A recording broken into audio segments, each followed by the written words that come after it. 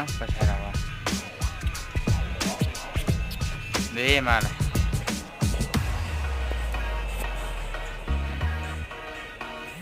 เดี๋ยวจะเปิดไม้ว่ากับพระเจ้าไหมเปิดไม้ทามพระเจ้า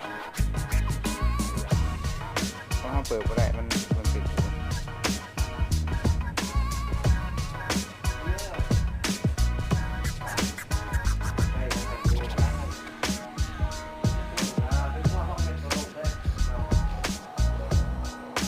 ลงขอบวงไปเนี่ยอาทิตย์หนึ่งกัน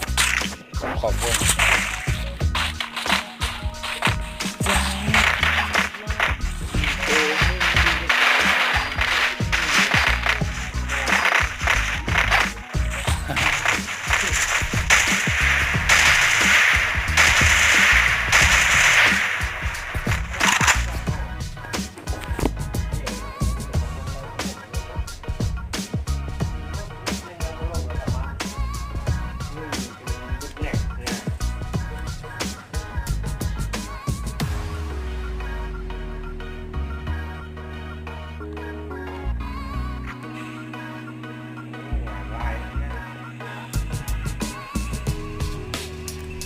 กล่องอันนี้ใหม่กันจริง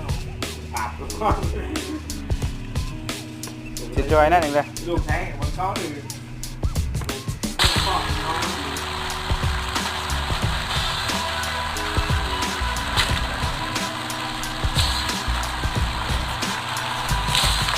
อะไรมาเนี่ยลงใส่ก็ได้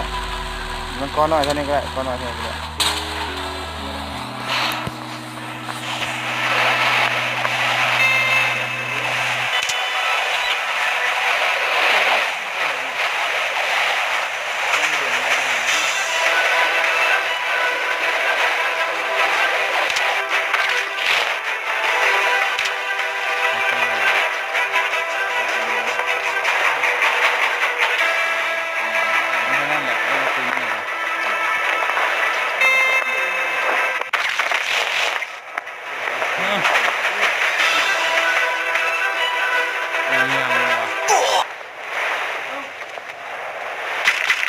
พวกเขานั่นกินมัก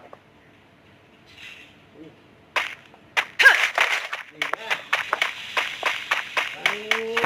นมีซองตลอดไอ้เกินไปเขาไอ้ลงไปถ่ายของพวกเขาก็ตายกินเลยนะปืนลูกซองไม่ใช่เธอเขาไอ้โมโหเลยมันติดมักตายเลยของเขากินลงไป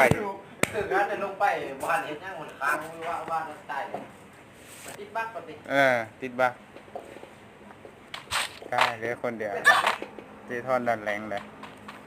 เจ๊กดิกำลังพืชจ่องอยู่กี่เดี๋ยวลงมาไปตายซ้ำอย่างเขาไงที่ขึ้นดีก่อนฮะผมขึ้นดีเลยมีแต่ช่างผล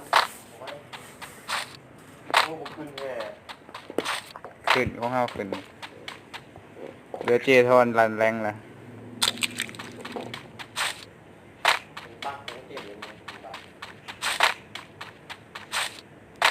ลงมาหัวอยู่พื้นนั่น อยู่พื้นหน้าหมูขาวจักจานเลย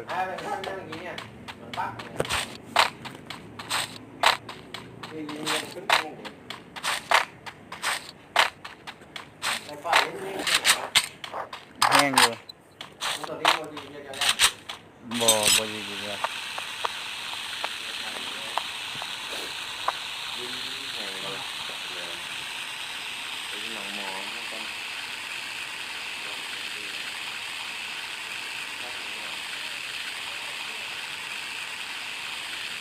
เปลี่ยนป้ายังกับเจทอนเจจ้อยเปิดไม้ดูฮะเปิดไม้เราก็จะดูฮะเจอสอง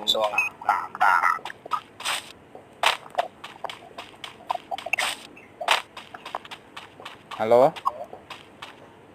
ได้ยินป่ะเบิดสะท้อนไปทางนั้นนะ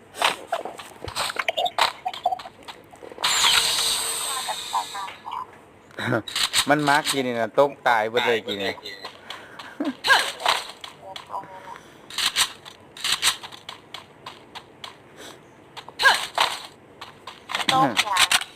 มัน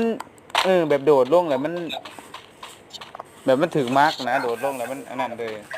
ตายเลยโดดล ลงแล้วมันตาย โดดลงแม่นตาย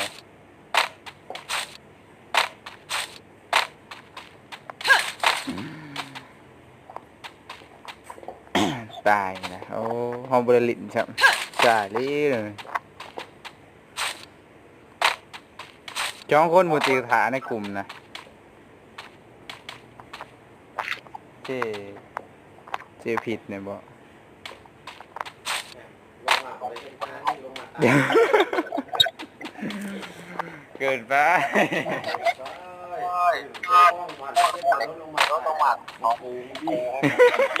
GM โกงวะ เจ็บเสียงหลายแท้ พอยายบ้านก็บุจักทางเห็ดแล้วว่าโดดมาแล้วตาย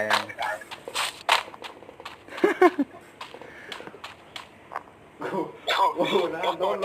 ลงกันปับน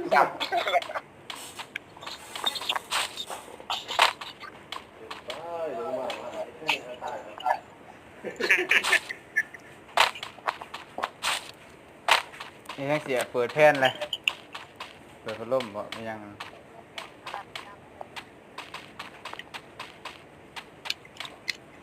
อะไรเนี่ย GM ทำไมโกงอย่างนี้ลงมาบัดตายครับอีหยังอ่ะ แป้งจอลื่นนะ มือจะเหือออกกันสิ สับสิจับโอ้ สายเกียร์เท่านั้นที่เข้าใจวะ ไม่ระวังเลยแป้งว่า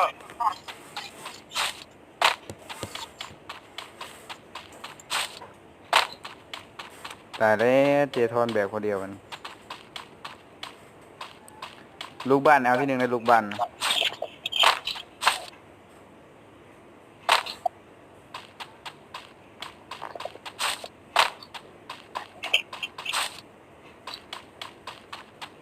โอ้เลยตั้งแต่26 คนชิงหอดเสร็จเนาะ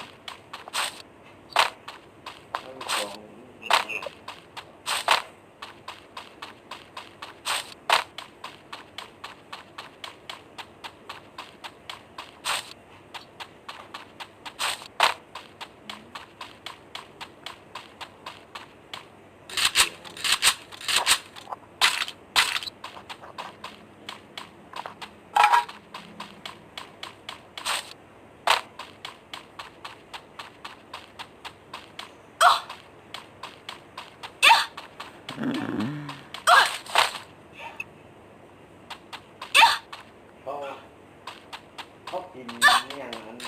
ของมองเรามีอยู่เขากินไม่ใช่นั้นไม่ซื้อเพราะมันลิ้นโตว่านั้น อะไร ที่โตนี่เจ๊เนี่ย อ๋อ ที่เอา ซื้อต้องเติมเผ็ด งงว่ะเอาปล่อยมันจะขึ้น จอยงงจริง แล้วก็เขาลิ้นโตว่าคนมอง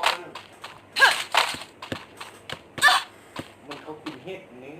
กินเห็ดประมาณ3 เดือนนึงอะไรอย่างงงบัวหามเข้าเพื่อ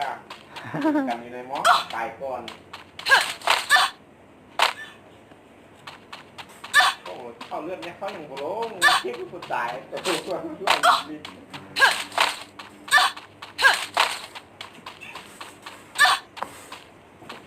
คือบ่มี แล้วโอ้โหตั้มเดียวรับมาไปเลย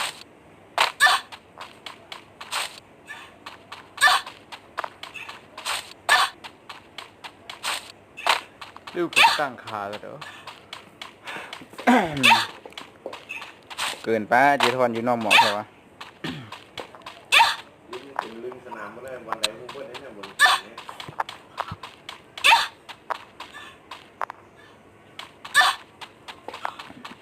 ทอน055 9B นี่ลงแล้ว ดูได้อยุ่ฉันรู้ยังเหลือตั้งแค่4 คนวงแรกกันเป็นกำลังใจเจทอนนะกดไลค์กัน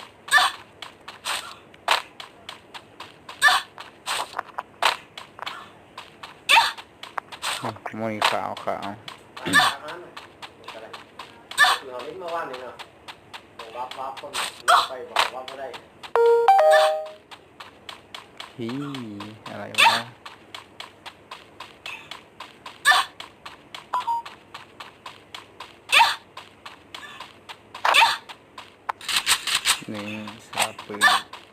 พันยาเจ๊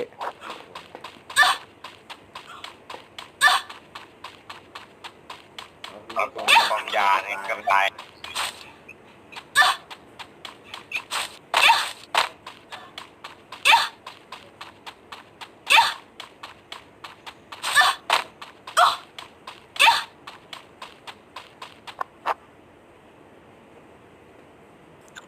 ทงตัวนี้ก็ได้อยู่ทงนี้คำพูดยิ่งใส่คือว่าทงนี่หน่อยคำพูดใส่ใส่คือว่าทงใหญ่ทงพายชิกระตุกกระตาแดง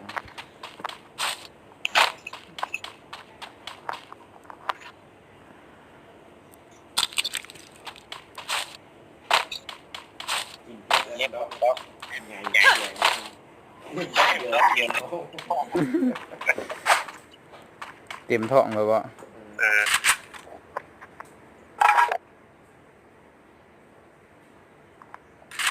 มีคนอะไรเก็บเสียงพร้อม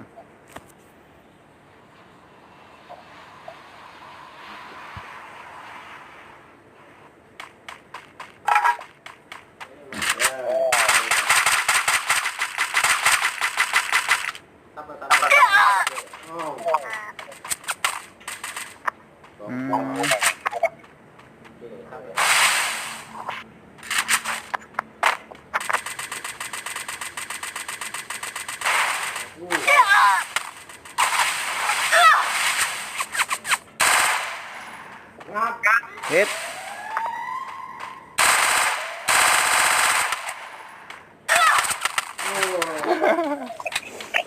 เจทอนแบกได้เท่านี้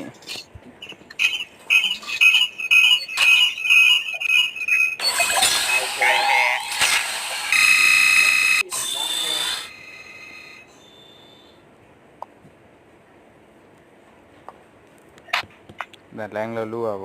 บ่แค่14ยี่ผมกำหัวแล้วลงไปไต่ออกเลย เลี้ยงเอาไปจะเลี้ยง เจ็บเดียว เราโกงกว่า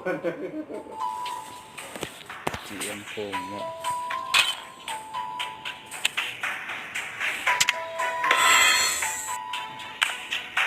บริของเจ้า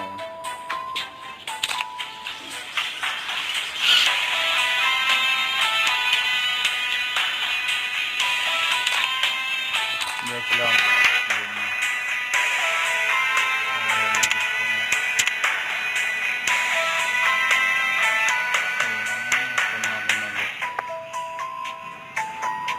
จูเลียเลยขาดจูเลียตัวรักเขาได้หนึ่งขาดจูเลียเล็กๆเลย นี่2 ทุ่มเอ้ย ยังครับ นี่2เลยคือหน้า ลิ้นหน้า หน้า อีสองหนอนคือ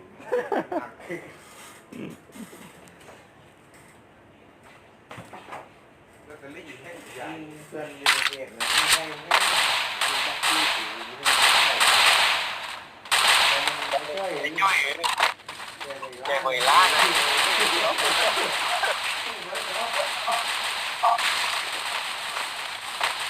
คนนอนดึกถึงนอนว่าทำเนี่ยจะทำข้าวในเฟซหน่อยมีคนสั่งด้วย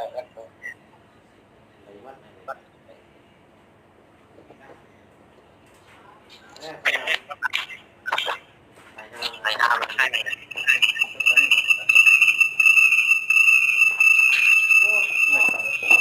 ไม่เลยเนี่ยในบ่อห้องปลา เปิดผู้หนึ่งก็ได้ เขาชี้เขาเลย พี่คนละเดี๋ยวตีขึ้นมาอีกตายมันกระตายอีกเรื่องที่จะมาลองกองแก้งสินี่ก็มาลองกองแก้งมาลองหนักเนาะ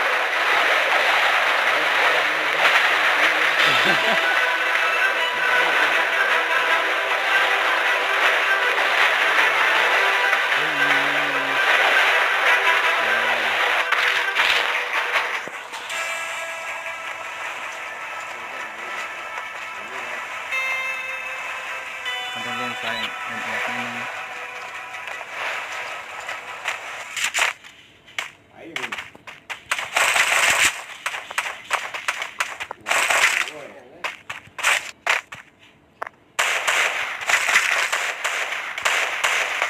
โอ้ย ระวังเลยเดี๋ยวตั้งรักก่อนได้หนึ่ง เหลือปืนเท่านี้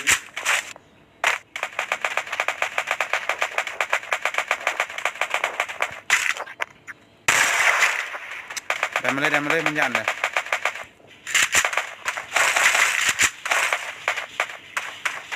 ขึ้นหน้าเราขึ้นหน้าเรา เดี๋ยวหาอ้อมไปก่อน ลงไปขึ้นหน้าเรา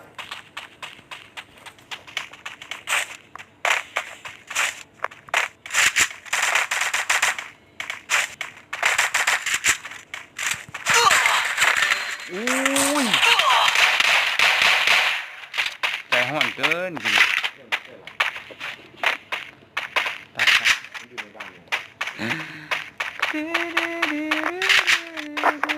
นี่กระถางนี่อันยาขนาดนั้น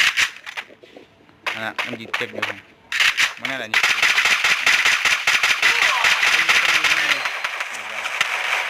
อยู่ในบ้านก่อน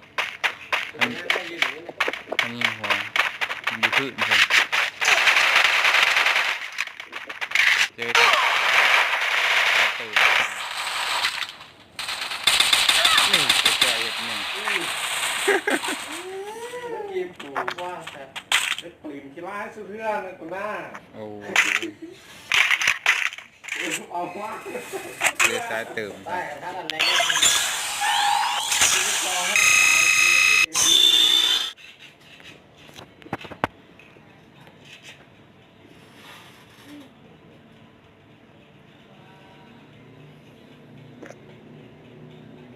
นี่มันแปลงเนี่ยวะสารเคมี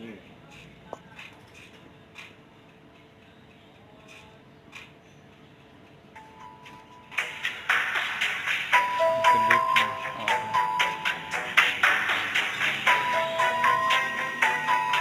ไม่ตายไปเลยนะ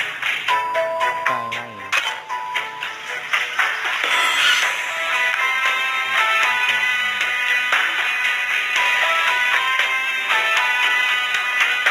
เดี๋ยวนี่แต่งตัวมาก่อน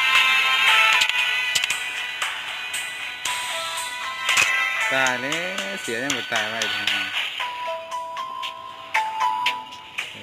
จะได้บัวท่านไหนเอาครบเพื่อเอาอย่างดูนี้ก็เอาดูนี้เนี่ยดูเข้าก็ได้ ไปวัดกุ้งเขา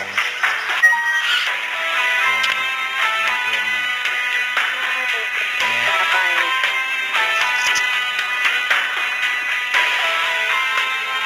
กด เขาในทีมเลยน้าลิงนะครับน้าลิงก็ทีมกันแป๊บหนึ่งตาหนึ่งได้ทีน้ำตัง 44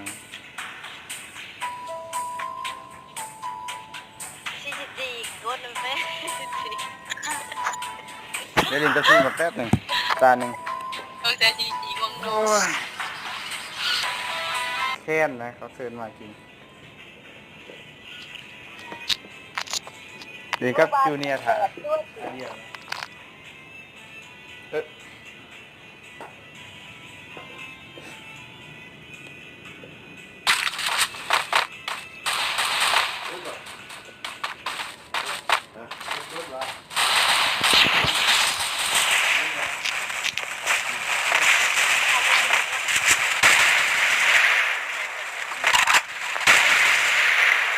เอาวันนี้โอ้ยปวดทานอยู่นี่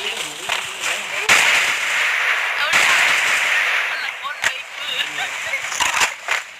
นี่มันมาด่างกันตัว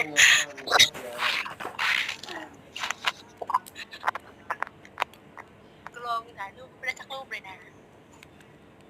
เออ ถ่ายกับปูบาต้อง เห็นไหมนะ เล่นตัวกูเล่นแรกต้องแบบนิรันดร์แบบขอแล้วปูบาเลยเป็นปูบา โอ้บุญแล้วอยู่ในนี้วางยาเย็นให้ยังไม่เย็นนะคือนะ เจ็บแล้วเล่นดีสิ ได้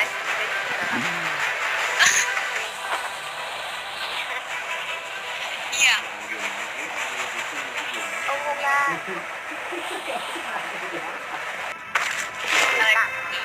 อะไรเกิดในนี้ มันก็เป็นบ่ เป็นยัง เอาล่างที่กันนี่แหละเอาล่างชาร์จแบตมาดู โอ้ยมึงมันโมโรงงานว่าฉัน คุมโดนก็คือกัน โอ้ยมันเอาไปเลี้ยงกัน จะ เนาะ ลาย จะเบียงใจนั่งทอนแล้วเหรอมันยังลงมาแต่ที่เจอปืนงักสอน มันตั้งใหม่เด็ก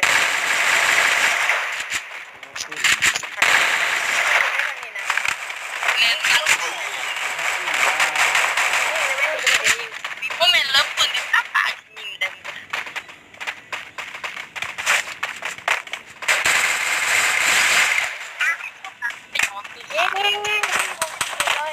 พอไปยิงดอก มัน พอ รอ ไป บแล้ว ยิงดอกปืนข่อยพอค่ะปืนข่อยเป็นกากกระโดดยูนั่นมันยิง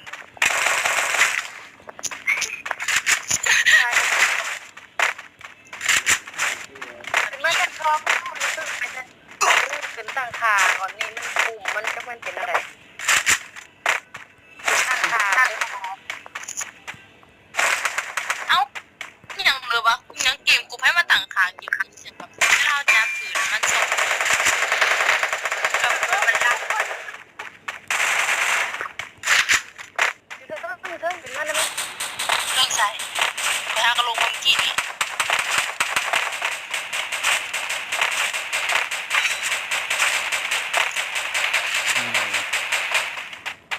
เจ๊คือบอกเลยว่า ใช่ แม่ ดื้ เจ๊ อ ตั้งด้วยเขาอ่ะ เขาอยู่ข้างล่างเด้อเจ้ากับข้างบนโลกมันไปหาปืน ตัวมันยังกระโดดเลยนะตัวเองลูกพี่อ่ะ เจ๊โก ถ้า หก มีข่อยปักข่อยแบบ เมื่อเป็นไงถัดเผาเลยตั้งหนึ่งเผาเลยตั้งเกมก่อน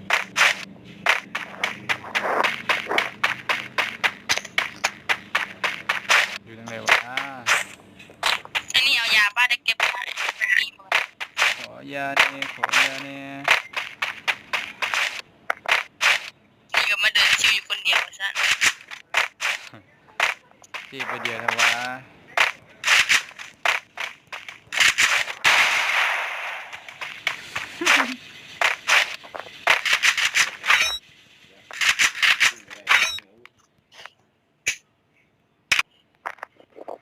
ยาย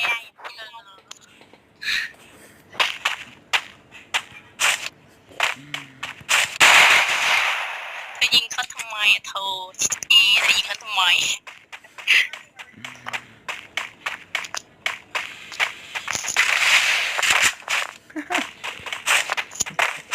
ปุ๊บใหญ่ตัดเออ เรื่องเดี๋ยวตีกูจิตได้แล้วเอาไม่รวยอ่ะเข้าไปยังวันนี้เอาขึ้นมาแม่ ไปเล่นไปเล่นไปได้แล้วเนี่ย เขาเรียนก่อนยังเรียนมาน้ำเขา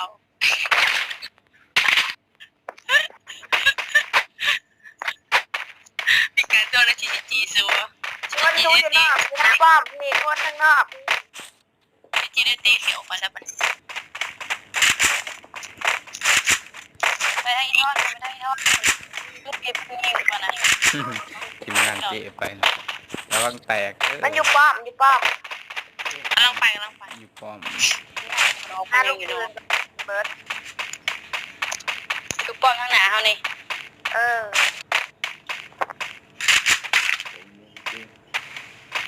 เฮ็ดละชูเฮ็ดละเอาหัวมัน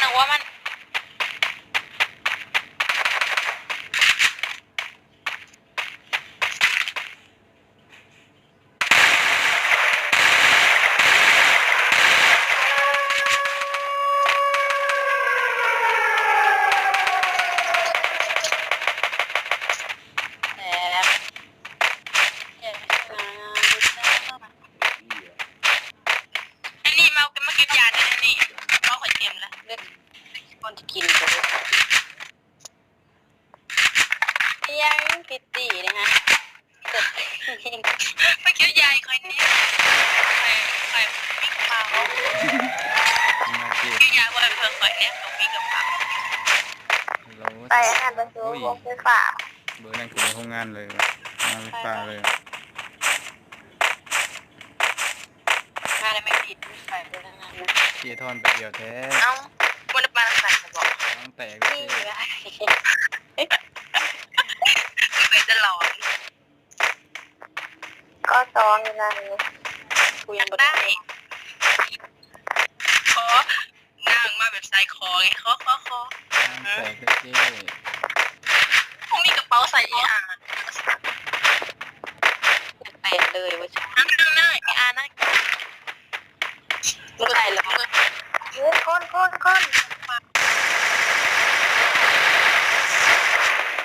อ้ยลูกจะโผล่มา มันแลนค่ะแล้วอ่ะอก็ซอง สบายใจหมด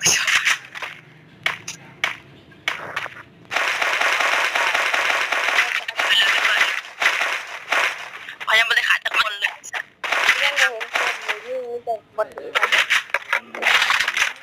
มันโกหกนะฮะที่อื่นตาย ลูกจะกินตัวกิน ครับ ข้าวกินก่อนนะคุณก็ยัง อ้าว มี ก็ซองอยู่ในเดี๋ยวบน ระวังแตกนะเจ๊ระวังแตกนะเจ๊ ได้ยังไงล่ะพี่ได้ฮะได้ยังไงล่ะได้มีสมองผมมีด้วยนะพูดลูกกระสุนนี่อ่านหลายแห่งแต่ว่าผมมีกระเป๋าผมมีไม่ได้ทำมันมีกระเป๋าหนึ่งมันเต็มเลยผมมีดอกได้ใส่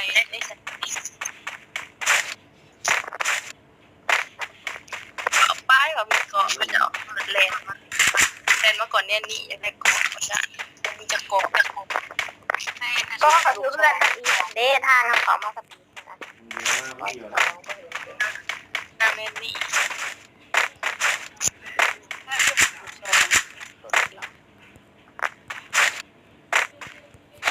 เยอะแยะมากมาย นี่จ้า บางยังโมมีก็โอ้นางเมียว่านี่โอ้ฉันใส่บ่ฉันแต่งเกิดเลยว่าอยากแปลสกุลสีข้างล่างนี่แปลสกุลสีก็โดนแล้วก็ได้มีข้างล่างเมื่อกี้นี่ไม่ได้เก็บมากระเป๋าเต็มก็เลยแบบเลยใส่ปืนนะนี่มันเจออีกเลยแบบแม่กับเดี๋ยวมันต้องโทษเอาสี ไม่ใช่แบบปืนกูไม่ได้มีสโปง ยังไม่ตัวจะคอยเด้อดิทั้งนี้แหละมันเห็นอยู่นั่นแหละมัน ตายที่ตาไปจะลอยเห็นคน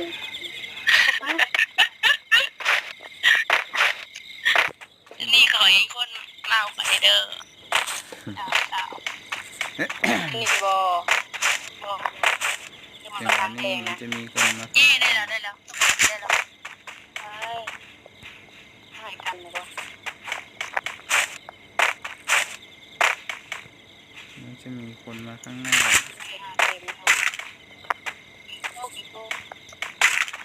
ไปคนเห็นแดง น้ำเจียทอนดีกว่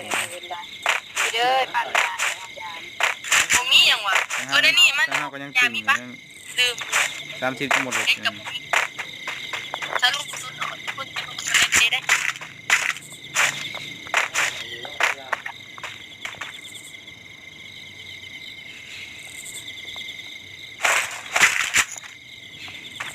อีกเวลา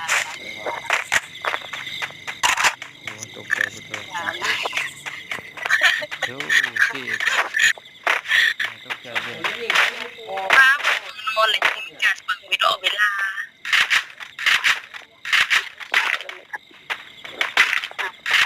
ใส่มอง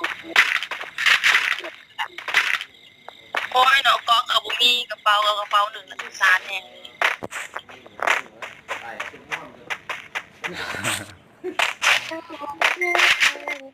ถือลงกระต่ายในนั้นนี่นะ กินเฮ็ดกันสิเอ้ยเฮ็ดมันนอนกันยังมับกัน ทานน้ำเปียกนั่งอันโหพี่นั่งเมานั่งเก็บไปแน่แล้วก็เก็บไปอีกละไปใส่ แต่ว่าเก็บใหม่ก็ได้เก็บมาเก็บนี่เก็บเก็บไปก่อนเด้อ โคตรทางนี้ทุกคน เห็นแล้ว น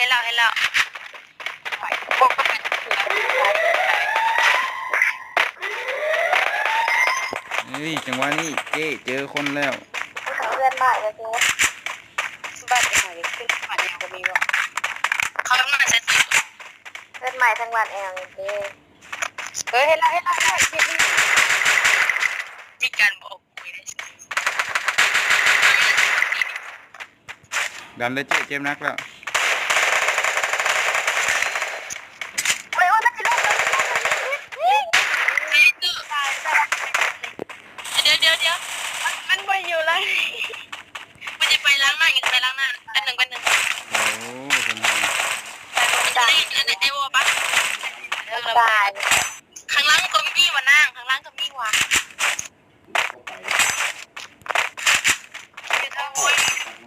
ทั้งเตอร์กับมีนั่นแหละทั้งเตอร์กับมีไอ้วอกับมีสับปะโถได้ชกกูเลยไอ้วอมันไปวงนี้มือเนี่ยวงนะไว้เนี่ยไอ้ยี่ไปออดได้จังไงเฮ้ยหลายคนขังวงเวลาคนขังวงเขายืนยังไง ำโอ้เพิ่ม แหละมาทางนี้เลย ที่ตายหม ว ด งคนเร็วเลยอ่ะการมองเขานะเต้นนี่เซนสตอรี่เด้อค่ะที่จะซื้อ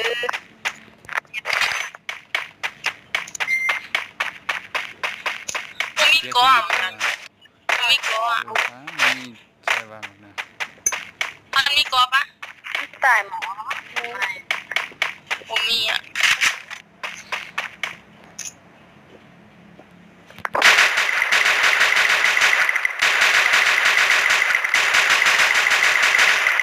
พี่ทอนสองวันโรงเรียน บนนั้นก็ตายหมอกนะ ตัวเดียวตลาดก็โลดฉันก็ตายหมอคุณยังเวลา มาดิครับ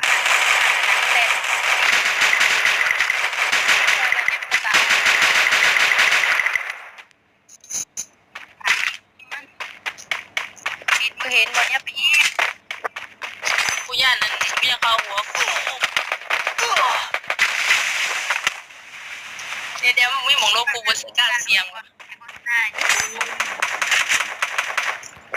ตลาดน้ำที่ตลาดน้ำมาดิ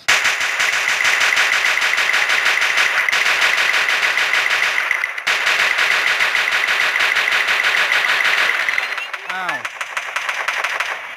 เวียนตาย ได้ตื่นอยู่ในโวสปะ เมื่อสุดเลยกูว่าเจ๊เรียบร้อยหาย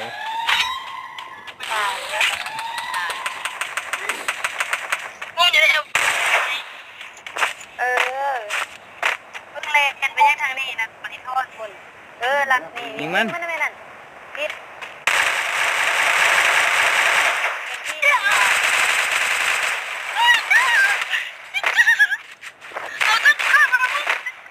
เจ๊ทอนนี่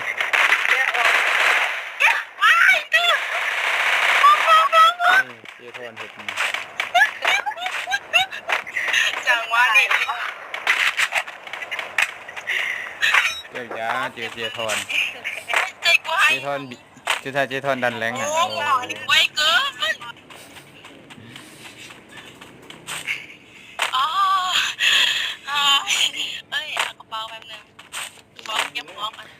เจ๊ทอนแบกโกโก้ ต้นถ่ายเก็บอะไรกระเป๋าสอง มีคนทางหนานี่เป็นแรงซื้อเมื่อไร แต่ว่านี่ ในบ้านนั้นนะเจ๊ดอกไปนอน ใช้ตื่น เจ๊ดอกอยู่บนน่ะ ไอ้ดอบนั่นเหรอ ในบ้านฝ่ายโฆษณาน่ะ ยาผมมีกระ ป้า ป๋อง ได้เลือดนะตอนนี้ยายโรคเราเลย อ่ะผิดเลยว่าผิดเลยไม่กูได้ซ่อนชื่อกูญาติเอ้ามึงเนี่ยเลยกูบอกเข้าใจว่าให้ตังค์จีบกูแค่แบบเกินไปมันเกินยิงอ่ะกูงงแหงว่ะกูต้องตั้งค่าเก็บ อยู่ในบ้านก่อน แต่ต้องบอกไม่ได้มีในหนัง จังหวะนี้เจ๊ทอนกดดันมากครับ มันมีคนเจียวหลังเว้ยมันมีดอกมันไก่อยู่นั่นหรอลงมาอีกคนนึง เจ๊ทอนบอกว่าจะเอา มึงเนี่ยนี่อยู่ในเป็นอีกคน คนหนึ่งกูแลนด์อีกคนหนึ่งไม่ใช่ยัง แล้ว วันว่างมี เฮ้ยอีกตัวมันอยู่อีกตัวอีนางมันอยู่อีกฝั่ง เฮ้ยเจทอนโดนแล้ว เอาไม่ทันแล้วจากกูแลนด์ลงมันอาจสิบแหละอีกคนทาเป็นก็จะทำมาเก็บเลิกกูเลิกระวังเด้ออีกคนหนึ่งแรงกำลังแรงมาหามึงนะทอนเลยแต่อีกคนหนึ่งอยู่ฝั่งใส่มือมีเบิร์ดอ่ะเว้นอีกคนหนึ่งมันอยู่ฝั่งใส่มือขวามืออย่ามาดูเก็บของเขาจะล้างมือเขาจะล้างมือระเบิดไปเดี๋ยวใส่มือขวา เจ มือ ท มี อน เบิ ก ร์ ด ด ดันแล้วตอนนี้ดึกระเบิดไปแล้ว2 ลูกมีผลเสียหรือผลได้ มันอยู่กลางนะกลางนั่นน่ะ ดึกตีลูกที่ 3 ใช่มันแหลกลง คุณขึ้นมากู อยู่บ้าน เลิ แอก ว อีกคนหนึ่ง มี อยู่ในนี่นะเลิกคนหนึ่งอยู่ในหันเลยเลิกข้างล่างนั่นบ้านข้างล่างนั่นแหละแล้วคนหนึ่งอยู่ในบ้านข้างล่างนะอันนี้เด็กมาเหลือตู้มาเหลือคนนึง จังหวะนี้เจทอน บ้านแอลไม่เสียงไอโวหมายใช่ว่าคือภาพของจริงใช่ปะ จังหวะนี้เจทอนอ้าวแบตเตอรี่งานเข้าตีดืดจบตาลีสิได้นอนเด้อสาว จะบอกมึงจะใช้ไม่เจอ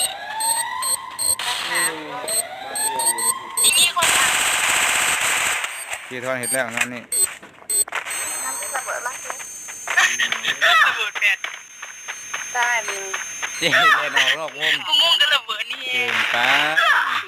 ยิง น้ำมึง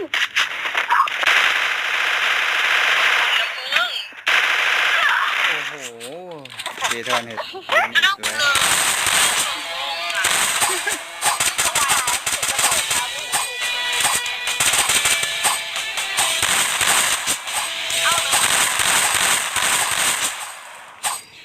โอ้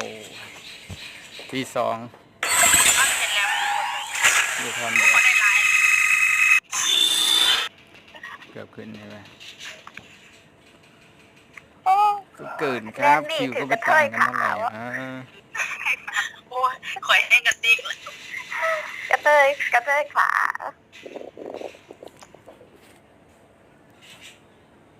กูเห็นคนวะ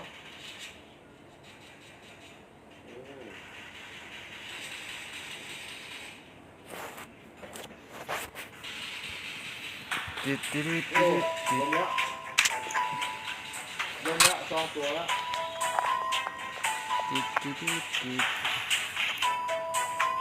ลง2 ตัว